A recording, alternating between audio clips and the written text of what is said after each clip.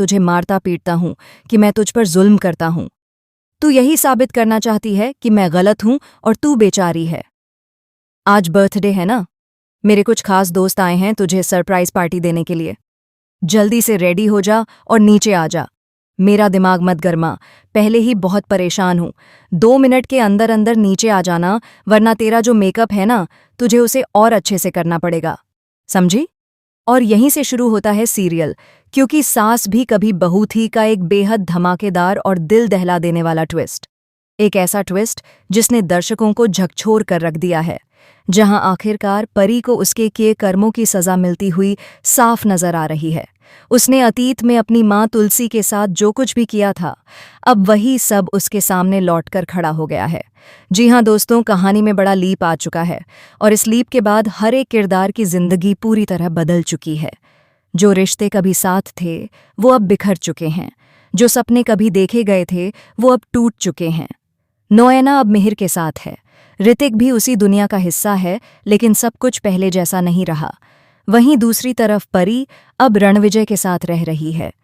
उसकी जिंदगी में एक नन्ही सी बेटी भी है, जो देखने में बेहद प्यारी है, मासूम है और अपनी माँ की पूरी दुनिया है। लेकिन रणविजय ने बीते सालों में परी के साथ जो जो किया है, उसने परी को अंदर से तोड़कर रख दिया है। हर दिन, हर पल वह डर में जी रही है। वह मुस्कुराती जरूर है, लेकिन उसकी आंखों में दर्द साफ झलकता है। वह अपनी माँ तुलसी को बहुत याद करती है। हर रात उसकी आंखें नम हो जाती हैं और दिल से बस एक ही सवाल निकलता है, क्या माँ आज भी मुझे माफ कर पाएंगी?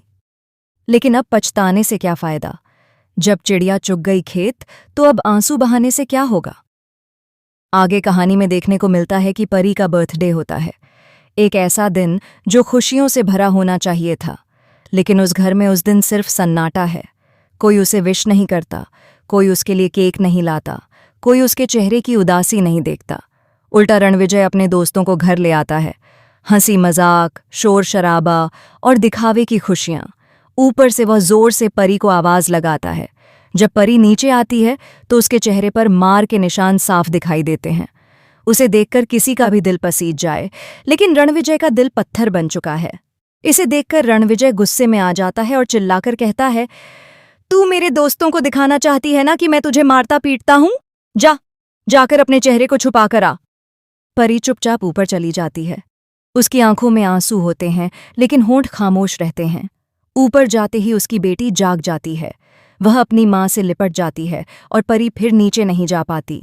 इधर नीचे रणविजय का गुस्सा और बढ़ जाता है। वह ऊपर आकर उस पर चिल्लाता है, कितनी बार कहा है जल्दी तैयार होकर नीचे आ। परी धीमी आवाज में कहती है, मेरा मन नहीं है। लेकिन रणविजय को उसकी मजबूरी से कोई फर्क नहीं पड़ता। वह एक बार फिर उसे सबक सिखाता है। बेचारी परी ना चाहते हुए भी अपने आंसुओं को पोंछकर नीचे जाने को मजबूर हो जाती है। दूसरी तरफ मिहिर भी अंदर ही अंदर टूटा हुआ है। वह परी से नाराज है, लेकिन असल में वह खुद से नाराज है। वह घर में किसी से ढंग से बात नहीं करता, यहाँ तक कि उसने नोएना से शादी भी नहीं की है। उसका दिल आज भी किसी पुराने दर्द में उलझा हुआ है।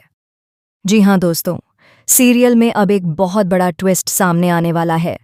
एक तरफ परी अपनी माँ तुलसी को बहुत याद कर रही है, तो दूसरी तरफ तुलसी भी उसी दिन अपना बर्थडे सेलिब्रेट कर रही है, अपने लोगों के बीच एक शांत और सुकून भरी जिंदगी जीते हुए।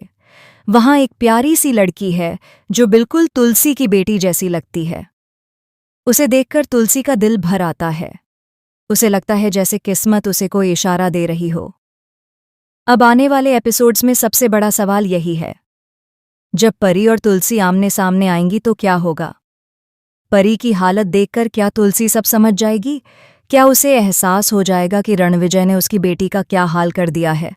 और सबसे बड़ा सवाल, क्या रणविजय को उसके किए की सजा दिलाने के लिए तुलसी एक बार फिर उस घर में लौटेगी? क्या माँ बेटी का मिलन होगा या फिर किस्मत एक और दर्द देने वाली है? आपको क्या लगता है? हमें कमेंट बॉक्स में ज़रूर बताएं और ऐसी ही लेटेस्ट टीवी सीरियल अपडेट्स के लिए हमारे चैनल को सब्सक्राइब ज़रूर करें।